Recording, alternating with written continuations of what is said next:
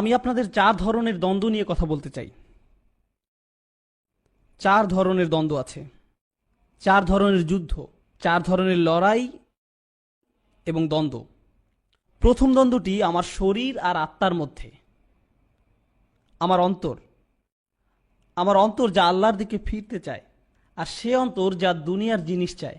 আমার ভিতরে একটা যুদ্ধ আছে, আপনার ভিতরেও একটা যুদ্ধ আছে।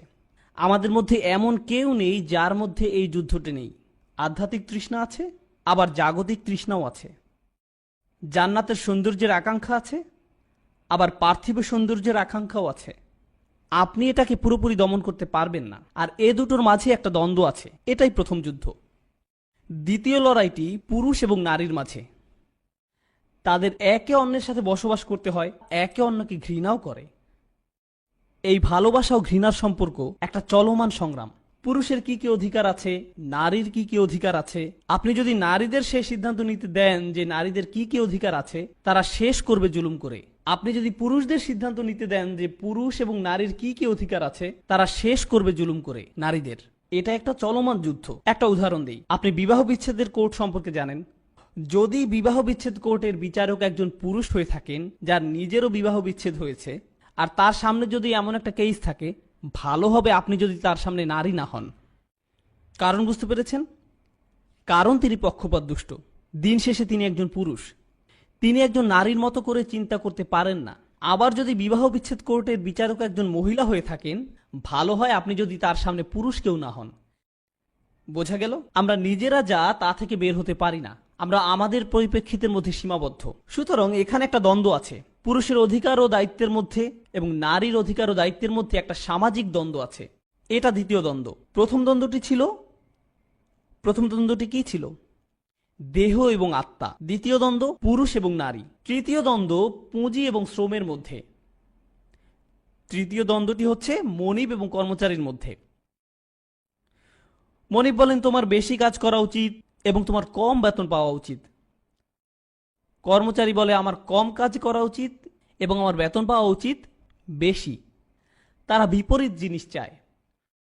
মনিব বলেন তোমার বেশি সময় কাজে থাকা উচিত এবং কম সময় কাজ বন্ধ রাখা উচিত। কর্মচারী বলে আমার বেশিরভাগ সময় কাজ বন্ধ রাখা উচিত আর কম সময় কাজ করা উচিত। তারা বিপরীতমুখী এবং চলমান একটা সংগ্রাম। এ কারণে আপনাদের শ্রম অধিকার আছে, এ কারণে আপনাদের ন্যূনতম বেতন আছে, এ কারণে আপনাদের সংঘ আছে।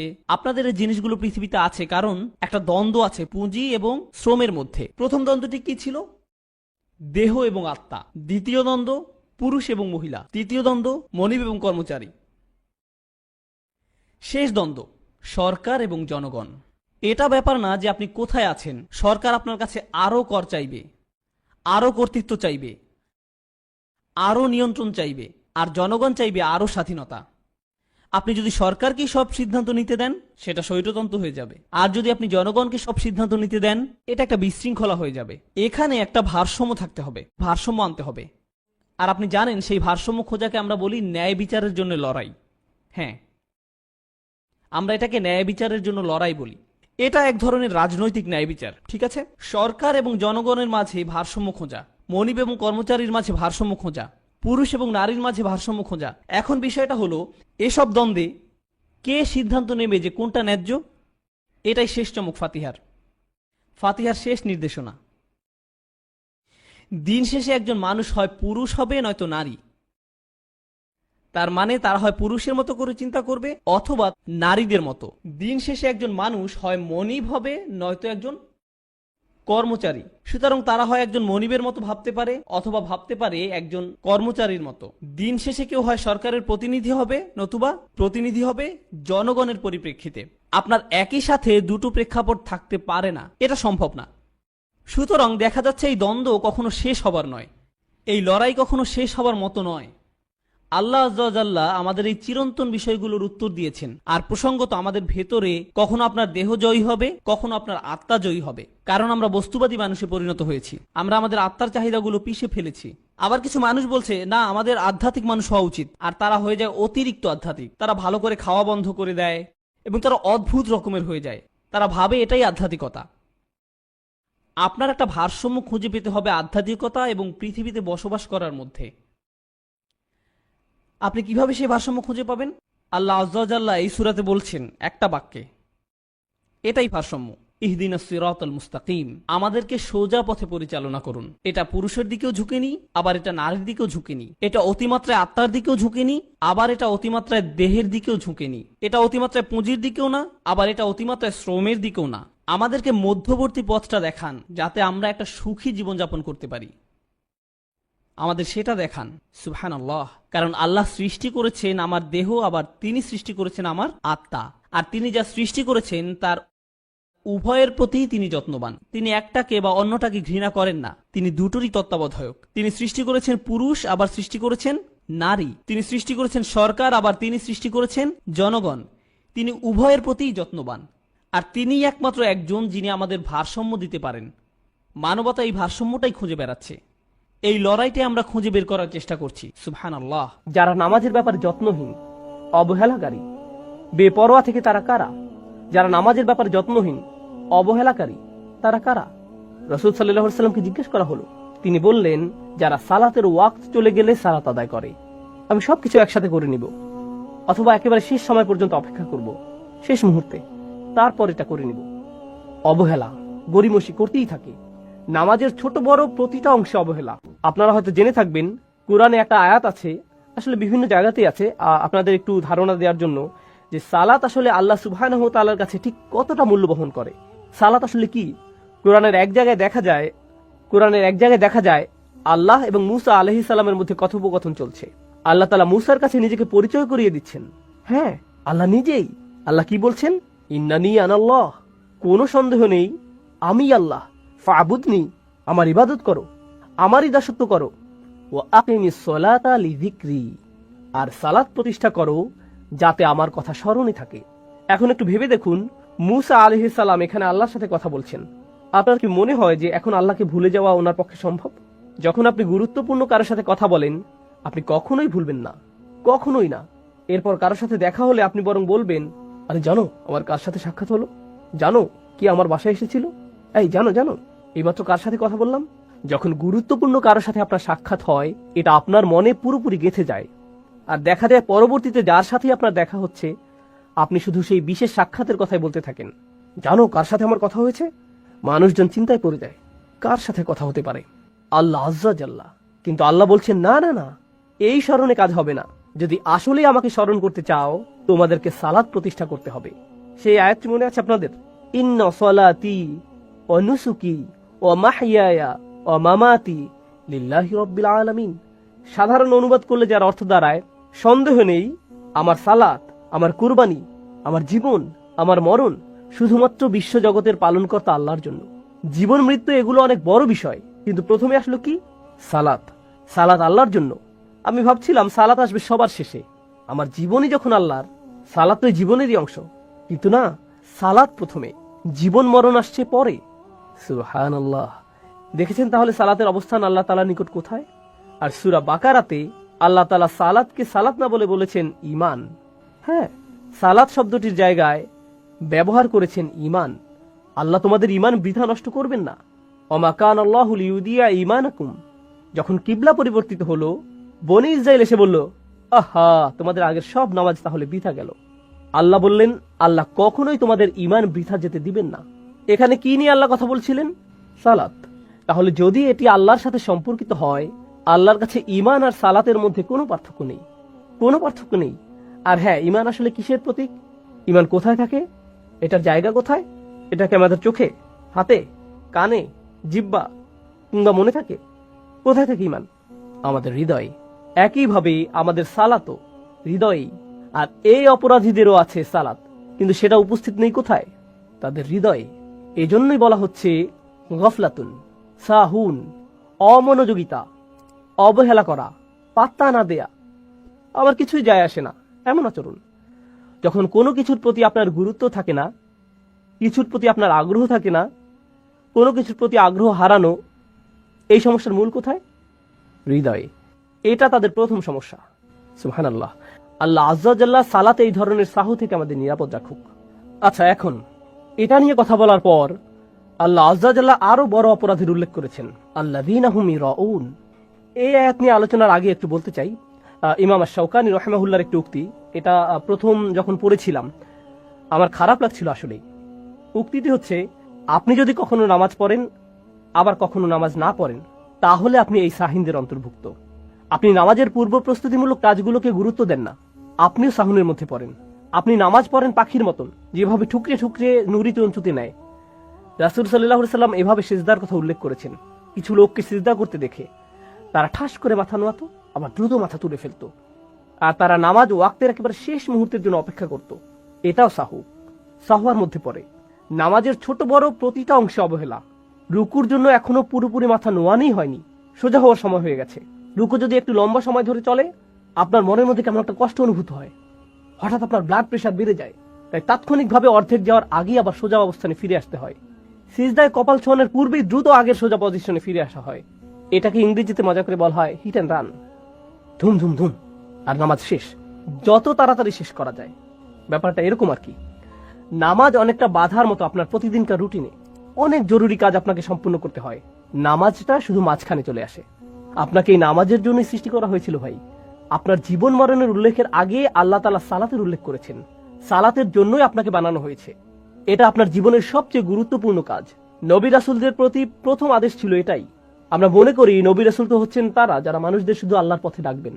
সূরাতুল মুদ্দাসসিরের থেকে আমাদের এই বুঝ, যাও মানুষদেরকে সতর্ক করো। কিন্তু সূরা মুদ্দাসসিরের আগে আসে সূরা মুজাম্মিল, আর সূরা মুজাম্মিলে প্রথমে রাসূল সাল্লাল্লাহু আলাইহি সাল্লামকে কি করতে বলা হয়েছে? সালাত। কুমিল লাইলা ইল্লা কলিলা, আগে নামাজ পড়ে নাও, দাঁড়াও, তারপর মানুষদেরকে সতর্ক করবে। সুবহানাল্লাহ, সৃষ্টিকর্তা থেকে সে কেমন বিধান যেটা আমরা পরোয়া না করে থাকতে পারি, অবহেলা অযত্নে পার করি। আল্লাহ বলেন সে তো এমন মানুষ, নামাজ পড়লো কি না পড়লো তাতে কিছুই যায় আসে না তার। পাঞ্জাবের ভাষায় বললে গাল্লি কই নেই, অর্থাৎ কোনো ব্যাপার না, এটা আর এমন কি, সব ঠিক আছে, এত বাড়াবাড়ি করার কি আছে এগুলো নিয়ে, আর এত শুধু মাগরিবের নামাজ, আরে ঠিক আছে, এখনো সময় আছে, সময় আছে তো। আর আপনি মনে মনে এভাবে বলতে থাকেন, নিজেকে বোঝাতে থাকেন। সুবহানাল্লাহ। যাই হোক, মুসলিমদের অন্তত পক্ষে তাদের প্রতিদিনকার কাজকর্ম, স্পেশালি তাদের সামাজিক কাজকর্মগুলো নামাজকে কেন্দ্র করে সাজানো উচিত। ইন্নাস সালাতা কানাত আলাল মুমিনিনা কিতাবাম মাওকুতা। কোনো সন্দেহ নেই সালাত বিশেষভাবে মুমিনদের ক্ষেত্রে এটা তো তাই যা তাদের নির্দিষ্ট সময় জুড়ে থাকে। ইন্নাস সালাতা কানাত আলাল মুমিনিনা কিতাবাম মাওকুতা। কোনো সন্দেহ নেই সালাত বিশেষভাবে মুমিনদের ক্ষেত্রে এটা তো এমনই যা তাদের নির্দিষ্ট সময় জুড়ে থাকে। এটাকে কেন্দ্র করে তাদের জীবন সাজানো হয়। আর আল্লাহ এখানে আল্লাযীনা আমানু বলেননি, তিনি বলেছেন আল মুমিনিন। আপনি যদি আসলেই বিশ্বাসী হন, অন্য সকল কিছু আসবে পরে, সালাত আসবে আগে। আপনি যদি হন শুধু আল্লাযীনা আমানু, যারা বাহ্যিক পরিচয় ইমানদার, আর হ্যাঁ এদের ভিতরে মুনাফিকরা অন্তর্ভুক্ত কোরআনে, তাহলে হয়তো না। কিন্তু আপনি যদি তাদের মধ্যে গণ্য হতে চান যারা আসলেই বিশ্বাস করে, সালাতকে কেন্দ্র করেই আপনার বাকি কাজগুলো নির্ধারিত হবে, দিনের বাকি অংশ নির্ধারিত হবে। একটা বর্ণনা উল্লেখ করছি, পুরো বর্ণনাটি আপনারা তাফসীরে শাওকানিতে পাবেন। কাদের থেকে বর্ণিত হয়েছে তাই বলছি না, শুধু শেষের বর্ণনাকারীর নাম জেনে রাখুন। সাদ ইবনে আবি ওয়াক্কাস রাদিয়াল্লাহু তাআলা আনহু থেকে বর্ণিত, সাআলাতুন নবী সাল্লাল্লাহু আলাইহি ওয়াসাল্লাম আন কওলিহি ইন্নাল্লাযীনা হুম আন সালাতিহিম সাহুন। আর হ্যাঁ, এটা বাইহাকী রাহিমাহুল্লাহর সুনানেও আছে। কেউ কেউ বর্ণনাটির সত্যতা নিয়ে প্রশ্ন তুলেছেন, বাকিরা সহিহ বলে মেনে নেন। আর শাওকানি যারা সহিহ বলে তাদের দিকে ঝুঁকেছেন। আল্লাযীনা হুম আন সালাতিহিম সাহুন, রাসূলুল্লাহ সাল্লাল্লাহু আলাইহি ওয়াসাল্লামকে এই আয়াতের ব্যাপারে জিজ্ঞেস করা হয়েছিল, যারা নামাজের ব্যাপারে যত্নহীন, অবহেলাকারী, বেপরোয়া থেকে তারা কারা? যারা নামাজের ব্যাপারে যত্নহীন, অবহেলাকারী, তারা কারা? রাসূল সাল্লাল্লাহু আলাইহি ওয়াসাল্লামকে জিজ্ঞেস করা হলো। তিনি বললেন, যারা সালাতের ওয়াক্ত চলে গেলে সালাত আদায় করে। আমি সবকিছু একসাথে করে নিব, অথবা একেবারে শেষ সময় পর্যন্ত অপেক্ষা করব, শেষ মুহূর্তে, তারপর এটা করে নিব। অবহেলা, গরিমসি করতেই থাকে। আল্লাযীনা হুম ইউরাউন, এই আয়াতটি ব্যাকরণগতভাবে পরিপূর্ণ হয়ে যায় যদি শুধু বলা হয় আল্লাযীনা ইউরাউন। আসলে এটি যদি বলা হয় ওয়া ইউরাউন, তাহলেও পরিপূর্ণ হয়ে যায়। ব্যাকরণের দিক থেকে এটা তারপরেও সঠিক, কিন্তু আল্লাহ বলছেন আল্লাযীনা, তারপর তিনি বলছেন হুম, তারপর তিনি বলছেন ইউরাউন।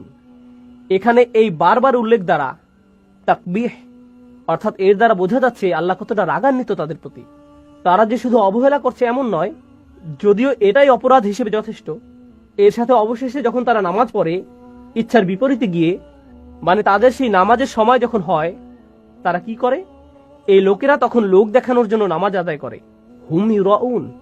হুম শব্দটার আরো একটা ব্যবহার আছে এখানে। এটা ব্যবহৃত হয়েছে ইখতিসাস প্রদর্শনের জন্য। অন্যভাবে বললে, যেসব মানুষরা নামাজে অবহেলা করে তাদের জন্য এর পরবর্তী ধাপ, অর্থাৎ লোক দেখানোর উদ্দেশ্যে নামাজ আদায় সহজ হয়ে যায়। এই মানুষরা তাদের নামাজ তখনই একটু উন্নতির দিকে যায়, নামাজের গতি একটু ধীর হয়, রুকু 90 ডিগ্রির আর একটু কাছে আসে, তখন যখন মানুষ তাদের আশেপাশে থাকে। হ্যাঁ, শুধুমাত্র তখনই। এরা হচ্ছে এমন মানুষ। কিন্তু তাদের রোগের শুরু কোথায়? প্রথমে যখন তাদের নামাজটা ছিল একেবারে ফাঁকা, তারা এই ব্যাপারে আগ্রহী ছিল না। এটা কোনো গুরুত্বপূর্ণ বিষয় নয় তাদের কাছে। এটা তো এমন বিষয় যা সহজে এড়িয়ে যাওয়া যায়, বড় কিছুই না। প্রথমটি ঈমান, দ্বিতীয়টি সৎ কাজ। ইবনে তাইমিয়া রাহিমাহুল্লাহ বলেন, মানুষের সামনে দুটি বাধা আছে, যে জন্য তারা ঈমান ও সৎ কাজ থেকে নিজেদের নিমিত্ত রাখতে পারে না। সেই দুটি বিষয় কি? তিনি বলেন, একটি হচ্ছে শুবহাত, অপরটি হচ্ছে শাহওয়াত। এগুলোর অর্থ কি? শুবহাত অর্থ সন্দেহ, শাহওয়াত অর্থ আকর্ষণ, কামনা। তাহলে তিনি যে দুটি বিষয়ের কথা বলছেন, যেগুলো মানুষকে সত্য স্বীকার করতে দূরে রাখে, সেগুলো হলো সন্দেহ ও আকর্ষণ। তিনি এ দিয়ে কি বুঝেছেন? দেখুন, আপনি যখন কাউকে এই দিনের দাওয়াত দেন, আপনি মূলত তাদের অনেক কিছু ছাড় দেওয়ার কথা বলছেন। সত্যি, আপনি তাদের অনেক কিছু ছেড়ে দেওয়ার কথা বলছেন, অনেক কিছু ছাড় দেওয়ার কথা বলছেন। কলেজে আমার একজন বন্ধু ছিল, বিশাল দেহি, ফুটবল খেলতে ভালোবাসতো, আর আমরা ইসলাম নিয়ে সবসময় আলোচনা করতাম। তো একদিন আমি বললাম, ভাই তুমি কেন ইসলাম কবুল করছো না? সে বলল, আমি মদটা ছাড়তে পারবো না বন্ধু, আমি সত্যি এটা পারবো না। এটা সত্যি বেশ মজার। তার বাধাটা কোথায়? সে কিন্তু দ্বিধায় নেই, সন্দেহ তার বাধা নয়, সে এটাকে সত্য বলে মেনে নিয়েছে, আকর্ষণ তার জন্য বাধা। অন্যরা হয়তো বলবে, আমি পার্টি করা বাদ দিতে পারবো না, আমি মেয়েদের সঙ্গ বাদ দিতে পারবো না, আমি নেশা করা বাদ দিতে পারবো না, আমি এটা বাদ দিতে পারবো না, সেটা বাদ দিতে পারবো না। এগুলো সবই আকর্ষণ। একদিকে আমরা পাই যারা বলে এটা সত্য, কিন্তু নিষিদ্ধ জিনিসের প্রতি টান আমার এতই বেশি যে আমি এটা বাদ দিতে পারবো না। এটা একটা সমস্যা। অন্যদিকে আরো সমস্যা আছে। এমন অনেকে আছে যারা আসলেই এর সত্যতার ব্যাপারে সন্দিহান, যারা আসলে এর সত্যতার ব্যাপারে সন্দিহান। তুমি কিভাবে জানলে যে তোমার ধর্মই একমাত্র সঠিক? আরো অনেক ধর্ম আছে, সেগুলো কি ভুল? সেই সব মানুষ কোথায় যাবে? তারা সবাই জাহান্নামে যাবে? এটাই তোমাদের বিশ্বাস? এটা আমি মানতে পারলাম না। আমি খুব বেশি চিন্তিত নই। কিভাবে এটা একমাত্র সঠিক পথ? আচ্ছা, যদি এটাই একমাত্র সঠিক পথ হয়ে থাকে, তাহলে কেন সবাই এটা মানছে না? এই ধরনের নানা প্রশ্ন তার মাথায় ঘুরতে থাকে। এভাবে তারা কিসের মধ্যে পড়ে যায়? সন্দেহে। এটাই হলো মানুষের সন্দেহের বাধা। এই দুইটির যে কোনো একটি অবশ্যই আপনাকে দিন থেকে দূরে রাখছে, এই দুইটির একটি। আর এখানে বলে রাখি, বেশিরভাগ মানুষের সমস্যা কিন্তু সন্দেহের নয়, বেশিরভাগ মানুষের সমস্যা হলো আকর্ষণ।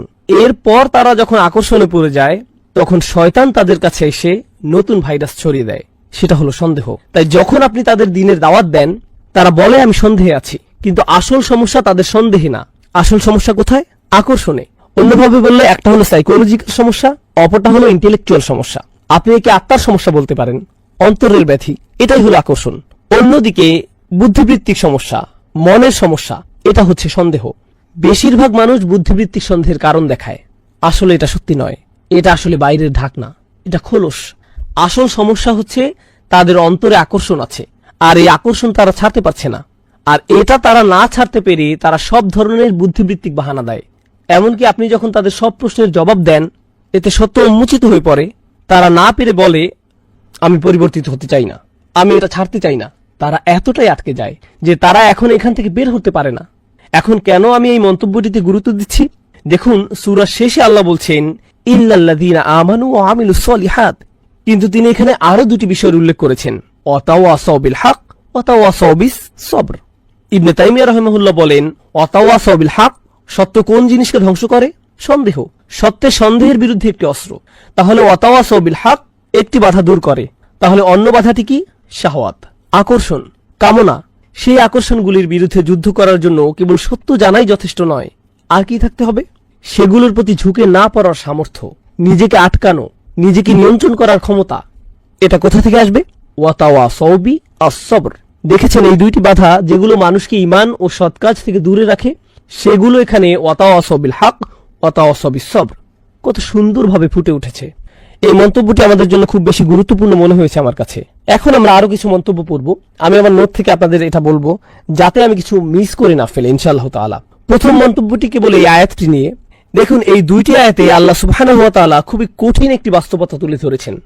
এর মধ্যে একটি হলো, মানুষ তাদের নিজেদের সমস্যা নিয়ে নিজেদের আচ্ছন্ন করে রেখেছে। আল্লাহ বলেছেন মানুষ ক্ষতির মধ্যে আছে, তাই না? ক্ষতির কথা মাথায় আসলে আমরা ভাবি জাহান্নামের আগুন বা বিচারের দিন ইত্যাদি ইত্যাদি। কিন্তু আল্লাহ যেভাবে এই পৃথিবীতে মানুষ সৃষ্টি করেছেন, আগে তিনি এই ব্যাপারে বলেছেন। আমরা এটা পড়েছি, লাকাদ খলাকনাল ইনসানা ফি কাবাদ। আমি মানুষকে দুঃখ কষ্টের মধ্যে সৃষ্টি করেছি। এমনকি কাফিররাও প্রচুর পরিশ্রম করে। তারা সপ্তাহে 40 ঘন্টা 50 ঘন্টা কাজ করে কোন রকম জীবনযাপনের জন্য, কিছু উপার্জন করার জন্য। তাদের অবস্থাও এমনই। এটা কারোর জন্যই খুব সহজ নয়।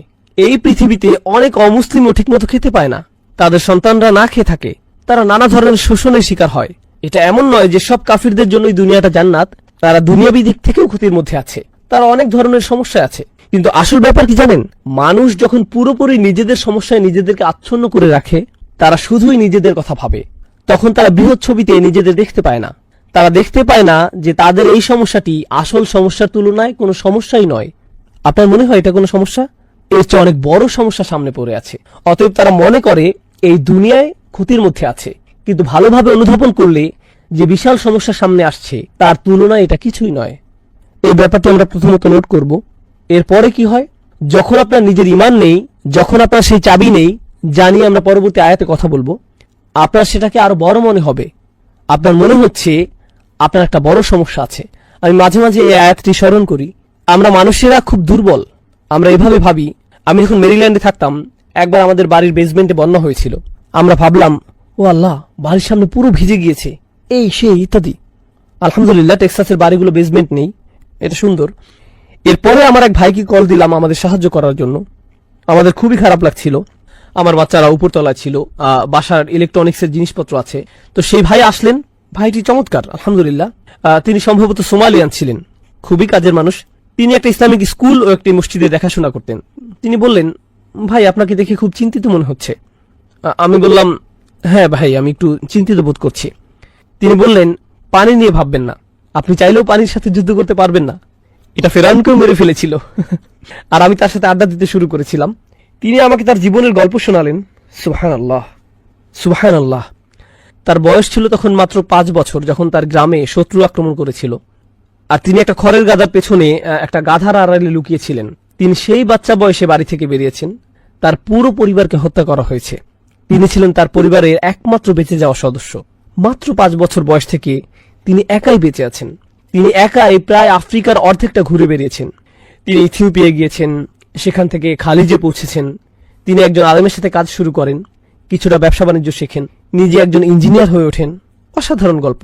আর যখন আমি তার গল্প শুনলাম, আমার মনে হলো, ভাই, আমার কোনো সমস্যাই নেই। আপনি আপনার নিজের সমস্যায় ডুবে থাকেন, আপনার সেটাকে অনেক বড় মনে হয়।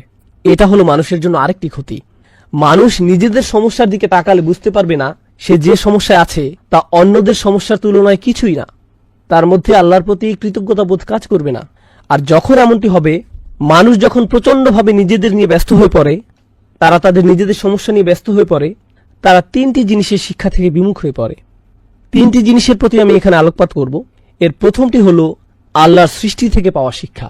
তারা আল্লাহর সৃষ্টিগুলোকে চিহ্ন হিসেবে দেখে না, যা মানুষের জীবনের আসল উদ্দেশ্যের প্রতি স্মরণ করিয়ে দেয়। আপনার জীবনের আসল সমস্যাগুলো কি? টাকা পয়সার সমস্যা কোনো সমস্যাই না, স্বাস্থ্যগত সমস্যা কোনো সমস্যাই না। ইমানের সমস্যা আসলে অনেক বড় সমস্যা। তুলনা করতে চাইলে এটা অন্যান্য সমস্যার তুলনায় কোনো সমস্যাই না। আপনার হয়তো সামাজিক সমস্যা আছে, এটা কিছুই না। চাকরির সমস্যা কোনো সমস্যাই না। আমি শয়তানি করে বেড়াচ্ছি, নিজেকে বাঁচানোর জন্য আমাকে অবশ্যই ভালো কাজ করতে হবে। তুলনা করলে এটা অন্য সমস্যাগুলোর তুলনায় অনেক বড় সমস্যা। আর আল্লাহর আয়াত দেখে, আল্লাহর সৃষ্টি দেখে স্বাভাবিকভাবেই আপনার স্রষ্টার কথা মনে হতে হবে। আপনার মধ্যে কৃতজ্ঞতা বোধ জন্মাবে, আর আপনার জীবনের উদ্দেশ্যে স্মরণে আসবে। তারা এইসব সৃষ্টিকে একটা নিদর্শন হিসেবে দেখতে ব্যর্থ হয়। অন্যভাবে বললে তারা ইতিহাসের শিক্ষা নিতে জানে না। এটাই এই সূরায় বলা হয়েছে। যখন আল্লাহ বলেন ওয়াল আসর, আসর শব্দটি মনে করুন, এমন সময় যা ফুরিয়ে যায়। আপনি যদি শুধু ইতিহাসের দিকে তাকান, দেখতে পাবেন কত শত মানুষ ব্যর্থ হয়ে চলে গিয়েছে। তাদেরও সফল হওয়ার জন্য সময় ছিল, আর তারা তাদের সময়ের সদ্ব্যবহার করেনি। তারা ব্যর্থ হয়েছে, মারা গিয়েছে, আর তাদের সুযোগ শেষ হয়ে গিয়েছে। এরপর নতুন প্রজন্ম এসেছে নতুন সুযোগ নিয়ে, তারাও একইভাবে তাদের সময় হারিয়েছে, তারাও মারা গিয়েছে। আর এখন আমার সময় এসেছে, আমার সুযোগ আছে, আমি কোনোভাবেই এমন ভুল করব না যা আগের মানুষেরা করেছিল। তাই আল্লাহ বলছেন, আগের জাতি তাদেরকে দেয়া সুযোগ হারিয়েছে। আল্লাহ এখানে বিগত সব ঐতিহাসিক ঘটনাবলী কেবল একটি শব্দ ওয়াল আসর এটা দিয়ে তুলে ধরেছেন। সেটি হলো যারা চূড়ান্ত ক্ষতির মধ্যে পড়েছে তারা সবাই নিজেদের সময়ে সদ্ব্যবহার করতে ব্যর্থ হয়েছে। তারা দেরি করে ফেলেছে। মিন ক্বাবলি আন ইয়াতিয়া আযাবিন আলীম, কোন আযাব আসার আগেই সময়ের সদ্ব্যবহার করে নাও। আর সবশেষে ওহীর নিদর্শনের ব্যাপারে বলবো, যখন আপনি নিজের সমস্যার ব্যাপারে বেশি চিন্তিত, আপনি কোরআনের দিকে তাকাতে ভুলে যান, আপনি ওহীর প্রতি আগ্রহ হারিয়ে ফেলেন, আপনি রাসূলুল্লাহ সাল্লাল্লাহু আলাইহি ওয়াসাল্লামের নির্দেশের কথা ভুলে যান। আমি কিভাবে আমার জীবন পরিচালনা করব, আমি সামনে কোন দিকে যাব, কারণ তখন আপনি শুধুমাত্র আপনার নিজের ক্যারিয়ার নিয়ে ভাবেন।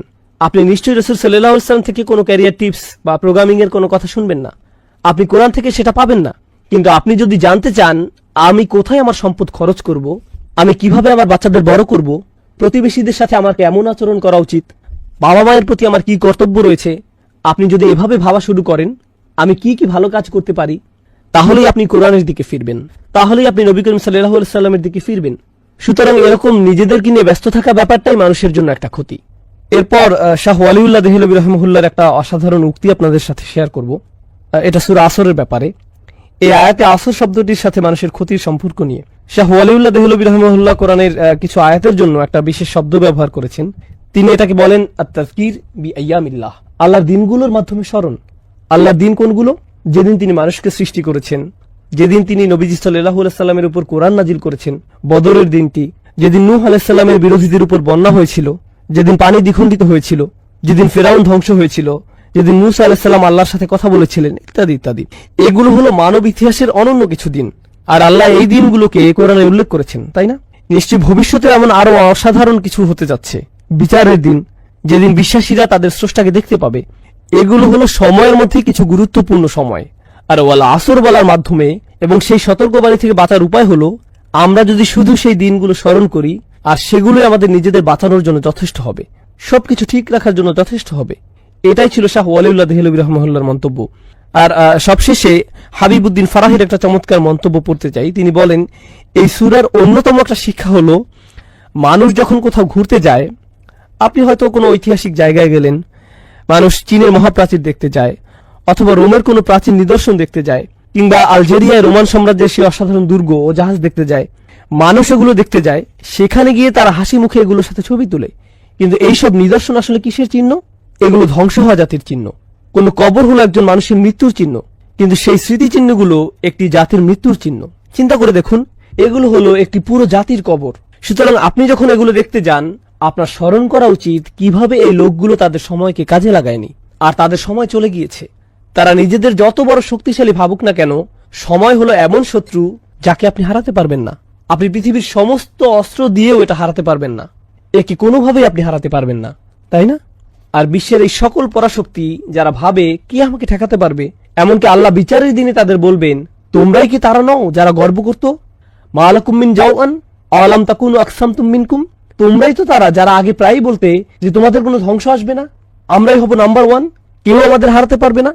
আসলে সময় তোমাদের হারিয়ে দিয়েছে। তিনি বলেন, প্রাচীন নিদর্শন দেখতে গেলেও সূরা আসরের কথা স্মরণ হওয়া উচিত। অতএব কেউ যদি কোনো ঐতিহাসিক জায়গায় ভ্রমণে যায়, তাহলে সে যেন বলে ওয়াল আসর ইন্নাল ইনসানা লাফি খুসর। বুঝতে পারছেন? সুবহানাল্লাহ। এটা ছিল এই ব্যাপারে সর্বশেষ মন্তব্য। এখন আমরা ক্ষতি নিয়ে কিছু ব্যাপারে জানবো। আসলে বেশিরভাগই ইতিমধ্যে আলোচনা করা হয়েছে, কিন্তু এই পৃথিবীতে মানুষের দুর্ভোগ নিয়ে আমি একটু আলোচনা করতে চাই। আমরা ক্ষুধার্তদের কষ্ট, শোষিতদের দুর্ভোগ, দিন মজুররা কতটা কষ্ট করে তা নিয়ে আলোচনা করছি। আমরা মানুষেরা অন্য প্রাণীদের তুলনায় বেশি কষ্ট করি। চিন্তা করে দেখুন, শারীরিক কষ্টের বাইরেও আমাদের মানসিক কষ্ট আছে। কোন সিংহ তার নাতি নাতনি নিয়ে ভাবে না, তার সেই বোধ নেই, সে এটা নিয়ে ভাবে না। পাখিরা তাদের অন্যান্য আত্মীয় স্বজন নিয়ে ভাবে না, তারা তাদের বাচ্চাদের নিয়ে কিছুদিন ভাবে, এরপর তারা তাদের মতো চলে। শুনে মনে হচ্ছে যে এটা আধুনিক সোসাইটির মতোই, তাই না? সাধারণভাবে যখন আপনার বাচ্চা কষ্ট পায়, আপনিও কষ্ট পান, তাই না? হয়তো আপনার বাচ্চার চেয়েও বেশি। এমনকি মানসিক কষ্ট মাঝে মাঝে শারীরিক কষ্টের চেয়েও বেশি হয়। আপনি হয়তো ভাবছেন, আর এগুলো হলো গরিব দুঃখীদের কষ্ট, ধনীদের ব্যাপারটি কেমন? তারা কি সুখী জীবন কাটায়? আসলে মোটেই তা নয়। বিশ্বের ধনী দেশগুলোতে আত্মহত্যার হার সবচেয়ে বেশি, এমনকি আমেরিকাতেও। দেশের সবচেয়ে ধনী অঞ্চলগুলোতে আত্মহত্যার হার বেশি। যে দরিদ্র কৃষক হয়তো দিনে 2 বেলা ঠিকমতো খেতে পায় না, রাতে শান্তির ঘুম দেয়, কিন্তু যার কোটি কোটি টাকা আছে, তার হয়তো 6টা বেডরুম আছে, যেখান থেকে সে বাছাই করবে কোথায় সে ঘুমাবে, সে রাতে ঘুমাতে পারে না, তার অ্যান্টি ডিপ্রেশনের ওষুধ খেতে হয়, সে মানসিকভাবে মরে যাচ্ছে। অতএব সবাই কোনো না কোনো ক্ষতির মধ্যে আছে, সবাই কোনো না কোনো সমস্যা আছে, প্রত্যেকেরই আছে। আর আল্লাহ আজ্জা জাল্লা এই সূরায় কেবলমাত্র চূড়ান্ত ক্ষতির থেকে বাঁচার ভরসা দেননি, যা হলো আখিরাত। আখিরাত হলো চূড়ান্ত ক্ষতি, জাহান্নামের আগুন, আল্লাহর সামনে দাঁড়িয়ে আপনার নিজের কাজের বর্ণনা দেয়া, সেটাই হলো চূড়ান্ত ক্ষতি। বরং তিনি এই দুনিয়ায় কিভাবে ক্ষতি থেকে বাঁচা যায় সেটাও বলে দিয়েছেন। কিভাবে ডিপ্রেশন থেকে বাঁচা যায়, কিভাবে অস্বস্তি থেকে বাঁচা যায়, কিভাবে ভয় শোষণ থেকে বাঁচা যায়, তিনি আমাদেরকে এই সব কিছুর সমাধান দিয়েছেন এই আয়াতে। ইল্লাল্লাযীনা আমানু ওয়া আমিলুস সলিহাত। আমরা যখন এই সমাধানটি ভালোভাবে বোঝার চেষ্টা করব, এটা শুধু আখিরাতের সমাধান নয়, এটা দুনিয়ারও সমাধান। কারণ দিন শেষে মানুষের চরম ক্ষতি আখিরাতে হলেও দুনিয়াতে অনেক ক্ষতি হয়ে থাকে, এখানেও ক্ষতি হয়। আর আল্লাহ তাআলা এই অনন্য সূরাটিতে দুটির সমাধানই একসাথে দিয়েছেন। আল্লাহ তাআলা বলেন, ইয়া আইয়ুহাল ইনসান ইন্নাকা কাদিহুন ইলা রাব্বিকা কাদহান ফামুলাকিহ। অসাধারণ আয়াত। ও হে ভুলমনা মানুষ, তুমি ধীরে ধীরে এগিয়ে যাচ্ছ, তুমি ক্রমশই এগিয়ে যাচ্ছ। তুমি এটা পছন্দ করো বা না করো, তুমি ক্রমশই আল্লাহর দিকে এগিয়ে যাচ্ছ। আর তুমি অবশ্যই তার সাথে সাক্ষাৎ করবে। তুমি যাই ভাবো না কেন, তুমি এর কোনো প্রস্তুতি নিয়েছো বা নাওনি, তুমি গুরুত্ব দাও বা না দাও, তুমি এটা শুনতে চাও কিংবা না চাও, প্রতি মুহূর্তে তুমি তার সাথে দেখা করার দিকে এক ধাপ করে এগিয়ে যাচ্ছ। প্রতিটি দিন পার হচ্ছে আর তুমি তার সাথে দেখা করার জন্য একটু একটু করে এগিয়ে যাচ্ছ। তুমি পাপের মধ্যে তোমার জীবন কাটাতে পারো, পার্টি করে তোমার সময় কাটাতে পারো, যেন কোনো আগামীকাল নেই। আসলে আগামীকাল বলে কিছু আছে এবং সেটা আসছে, আর তখন তুমি তার সাথে দেখা করবে। অতএব এটাই হলো সেই অসাধারণ শিক্ষা যা এই সূরায় অন্তর্নিহিত আছে। এখন আমি আপনাদের এই দুইটিকে একত্রিত করে বলবো। একটি হলো দুনিয়ার ক্ষতি, অপরটি হলো আখিরাতের ক্ষতি। এই দুনিয়া হয়তো কেউ বলবে, ভাই আমার যদি একটা ভালো চাকরি থাকতো, আমার যদি গাড়ি থাকতো, আমি যদি এই মেয়েটিকে বিয়ে করতে পারতাম, আমার যদি এটা থাকতো, আমার যদি সেটা থাকতো, আমার যদি এই সমস্যা না থাকতো, আমার যদি সেই সমস্যা না থাকতো। আর আখিরাতে কি হবে? ইয়া লাইতানি কুনতু তুরাবা। হায় আমি যদি ময়লা হতাম। আপনি কি অবস্থাটা বুঝতে পারছেন? সুবহানাল্লাহ। আপনি কি মনে করেন এই দুনিয়ার সমস্যাগুলো অনেক বড়? বিশাল বড় সমস্যা আসছে। সুবহানাল্লাহ। আপনি যদি মানুষের এই ক্ষতি অনুধাবন করতে পারেন, তাহলে আপনি ইন্নাল ইনসানা লাফি খুসর এটা অনুধাবন করতে পারবেন। এখন আমরা এই সূরার শেষ আয়াতটি পড়ব ইনশাআল্লাহ তাআলা। মনে রাখবেন এই সব কিছু আসলে একটি বাক্য। এই পুরো সূরাটি আল আসর ইন্নাল ইনসানা লাফি খুসর ইল্লাল্লাযীনা আমানু ওয়া আমিলুস সলিহাত ওয়া তাওয়াসাউ বিল হক ওয়া তাওয়াসাউ বিস সবর। ভাষাগতভাবে এটি আসলে একটি বিবরণ, একটি আলোচনা, এগুলো বিচ্ছিন্ন নয়। আমরা এতক্ষণ যে ব্যতিক্রমী গুণগুলো নিয়ে আলোচনা করেছি, এমন মানুষ সবসময় সংখ্যায় কম হয়, আর এই ব্যতিক্রমী গুণগুলো যাদের মধ্যে থাকে না, এরা সবসময় সংখ্যায় বেশি থাকে। অন্যভাবে বললে, যারা ক্ষতির মধ্যে আছে এরাই সংখ্যায় বেশি, আর যারা সফল মানুষ তাদের সংখ্যা কম। সমাজের আরেকটা ব্যাপার আমাদের জানা প্রয়োজন। আসলে এভাবেই পৃথিবী চলে। বেশিরভাগ মানুষ ভালো মন্দ নির্ধারণ করে, বেশিরভাগ মানুষ সমাজের গতি প্রকৃতি ঠিক করে, বেশিরভাগ সমাজের আদর্শ রূপ নির্ধারণ করে। মনোবিজ্ঞানে স্বাভাবিক আচরণকে কিভাবে ব্যাখ্যা করা হয় জানেন? স্বাভাবিক আচরণ তাকে বলা হয় যা সবাই করে, আর অস্বাভাবিক আচরণ বলা হয় তাকে যা অন্যরা করে না। অন্যভাবে বললে, সবাই একদিকে গাড়ি চালাচ্ছে আর আপনি অন্যদিকে গাড়ি চালাচ্ছেন, আপনি ভুল করছেন। অস্বাভাবিক আচরণ। ধর্মীয়ভাবে বিষয়টি মোটেও এমন নয়। আপনি এমন একটি সমাজে থাকেন যেখানে সবাই কিছু কাজ একভাবে করে। আপনি হয়তো চাকরিতে গেলেন, সেখানে সবাই কিছু কাজ করে, কিন্তু আপনি মুসলিম হলে আপনি সেই কাজগুলো করতে পারবেন না। তাহলে এবার ভাবুন, তারা আপনাকে কিভাবে নেবে? শুধু মুসলিম নয়, বরং অদ্ভুত, অস্বাভাবিক। আপনি মিশতে পারছেন না। এই লোকটি একটু কেমন যেন, রুমের কোনায় গিয়ে লোকটি কি করছে? সে সব খাবার খাচ্ছে না কেন? কি মজাদার খাবার এগুলো। সে চলে গেল, সে কেন পার্টিতে আসলো না? সে কেন সেই মেয়েটিকে এড়িয়ে গেল? সে কেন এরকম করে? তারা এটা বুঝতে পারে না, তারা মনে করে এটা অদ্ভুত। আর বলে রাখি, যখন আপনাকে প্রতিনিয়ত অদ্ভুত হিসেবে দেখা হয়, আপনার উপরে এর প্রভাব পড়ে। আমি তো অদ্ভুত হয়ে থাকতে চাই না, আমি চাই না আমাকে এভাবে দেখা হোক। তখন কি হয় ভাবতে পারেন? যদিও বেশিরভাগ মানুষই ক্ষতির মধ্যে আছে, আপনিই ছিলেন সফলতার মধ্যে, তারা আপনাকে বুঝিয়ে ফেলে যে আপনি আসলে ক্ষতির মধ্যে জীবনযাপন করছেন। আপনার আসলে বাকিদের মতো হওয়া উচিত। তারা আপনাকে মানসিকভাবে বুঝিয়ে দেয়, ভাই এভাবে থাকাটা কঠিন হয়ে যাচ্ছে, তুমি এভাবে থাকতে পারবে না। এখানে সবাই যার যার জীবন উপভোগ করছে, আমি কেন এই অদ্ভুত জীবনযাপন করছি? তাহলে সমস্যাটা শুধু ঈমান আনাতেই সীমাবদ্ধ নয়, বেশিরভাগ মানুষই ক্ষতির মধ্যে আছে, এটাও আমাদের জানা প্রয়োজন।